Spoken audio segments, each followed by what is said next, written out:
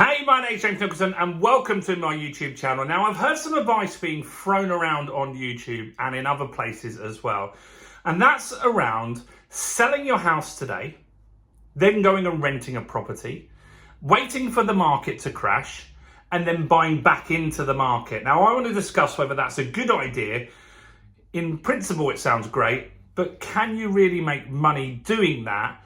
And is it a smart thing to do? So before we jump into that, make sure if you haven't already, subscribe to the channel, hit the bell notification. I've got new content every single day on growing a property investment portfolio, and with nearly 100,000 views per month. Now, you can help me get there really easily by smashing that like button. Go on, do it right now. Smash the like button. That helps me with the YouTube algorithm. Go on, did you do it? Smash it. It'll take you 2 seconds. Smash that button and then we'll carry on. So, let's talk about, should you sell your property? Well, short answer, I don't believe you should. I just think it's a horrendous idea. And I've heard of friends and family considering this. I'm seeing people on YouTube talk about it. I've even seen it in the papers. And so the idea is that you sit in a 500 grand house, let's just say.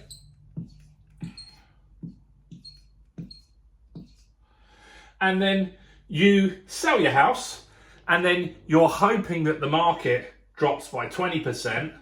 So you can now buy that same equivalent house, maybe even the same house, unlikely, but maybe a similar house for £400,000, right? That's a potential 20% drop in the market. Now, 20%, could it happen? Yes.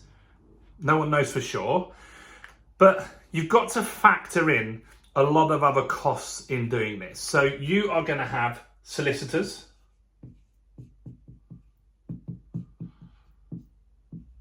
you're going to be paying brokers, maybe tax, maybe you could be paying some tax depending on how the property's structured and stuff like that. And one thing, when you get back into the market, a bill that everyone hates, you're going to pay stamp duty. And all the time that you're waiting, you're going to be paying rent. Now, there's no certainty that the market's going to do this. And I saw a YouTuber that was suggesting to do this 18 months ago. 18 months ago, and the market's gone up considerably in that 18-month period. Yes, it's had a little wobble, but it has been flat most of this year. We had a wobble at the end of last year.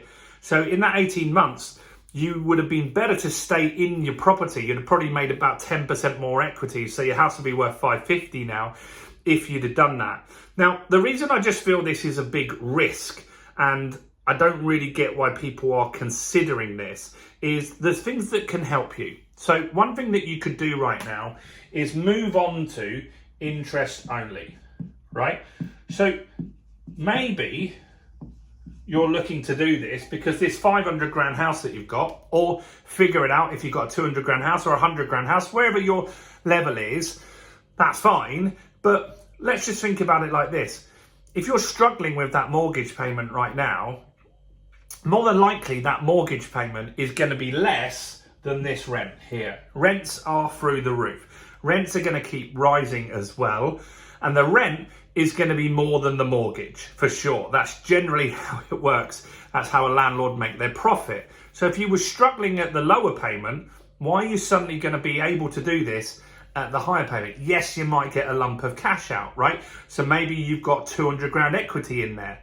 But what will happen is you'll spend it, or most people will.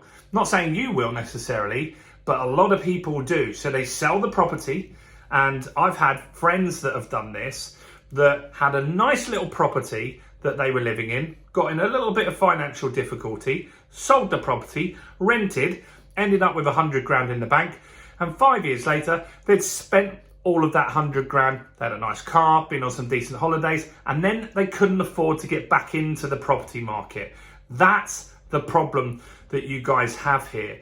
If you just have that cash sitting here, maybe you'll think, oh, I'll invest in some cryptocurrency, or I'll buy a new car, or I'll go on holiday. Maybe you won't. Maybe you'll be really good with the money and you'll just leave it there. But it's getting eroded with inflation.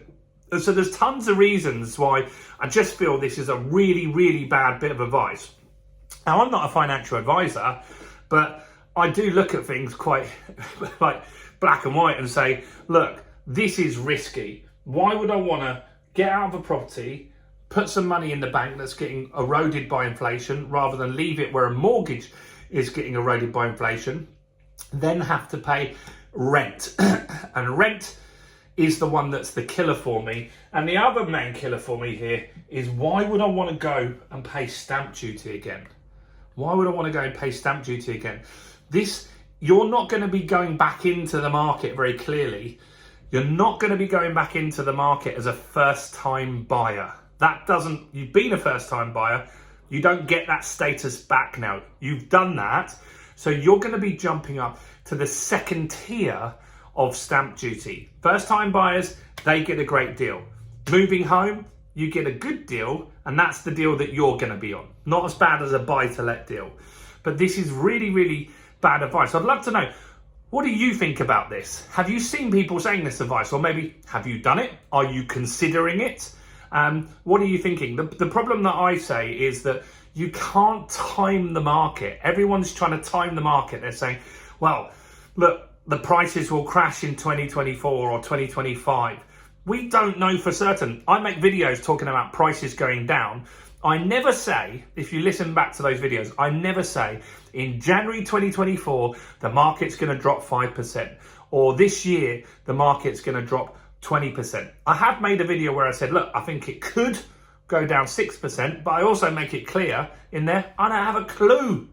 Nobody knows for certain. Economists don't know. They've got data all over the place. So why would you risk all that equity? It's really not a smart thing to do. But what do you think?